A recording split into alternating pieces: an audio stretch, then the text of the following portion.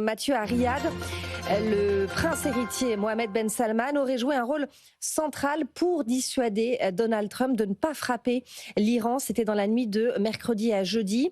Pourtant, l'Iran, c'est l'ennemi juré de Riyad, mais MBS a besoin de stabilité pour dérouler son plan. Oui, il a besoin de stabilité parce qu'il a mis tout son pouvoir, toute sa légitimité et tout l'argent du royaume au service d'un projet de transformation économique qui est gigantesque. Il faut bien avoir en tête que MBS est un autocrate hyper centralisateur et son plan, qui s'appelle Vision 2030, est censé repenser l'Arabie Saoudite dans un monde de l'après-pétrole.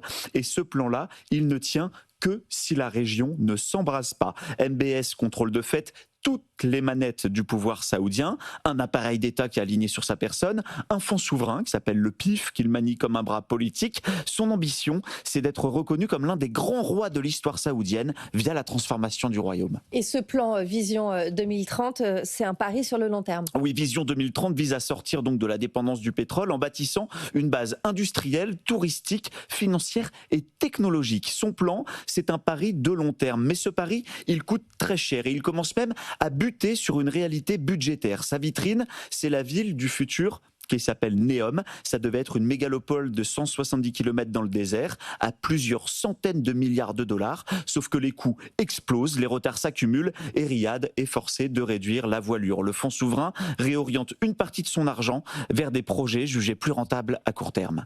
Et dans ce contexte, MBS a besoin d'un Iran contenu, mais debout.